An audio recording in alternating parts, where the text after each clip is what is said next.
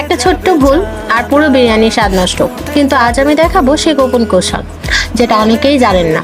Video শেষ পর্যন্ত থাকুন, কারণ শেষ ধাপটাই বদলে দেবে পুরো স্বাদ। আসসালামু আলাইকুম।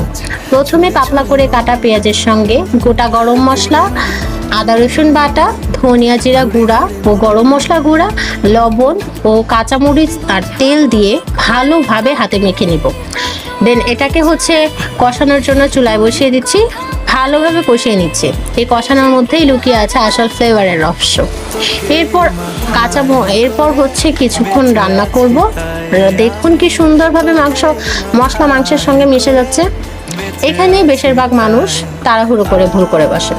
এবার ধোয়া চাল দিয়ে আস্তে আস্তে মিশিয়ে দিচ্ছি, কিন্তু এখনো সবচেয়ে গুরুত্বপূর্ণ ধাপটা বাকি। এখন বিরিয়ানিকে দিচ্ছি দম। এই দমই চালের প্রতিটা দানার ভেতরে মশলার সুগন্ধ পৌঁছে দেয়। যদি এই ধাপ ঠিক মতো না করেন, তাহলে কখনোই ভালো একটা স্বাদ পাবেন না। শেষে ঢাকনা খুলতেই একটু কেওড়া ও গোলাপ জল ছিটিয়ে আবার দমে বসিয়ে দিব। এবং দেখেন কি দারুণ ঝরঝরে দারুণ স্বাদের চিকেন বিরিয়ানি এখন রেডি হয়ে গিয়েছে। আর ঘ্রাণে তো পুরো ম করছে। যদি এমন সহজ কিন্তু আসল স্বাদের কিছু রেসিপি আরও দেখতে চান, তাহলে এখনই লাইক, ফলো, শেয়ার করতে ভুলবেন না।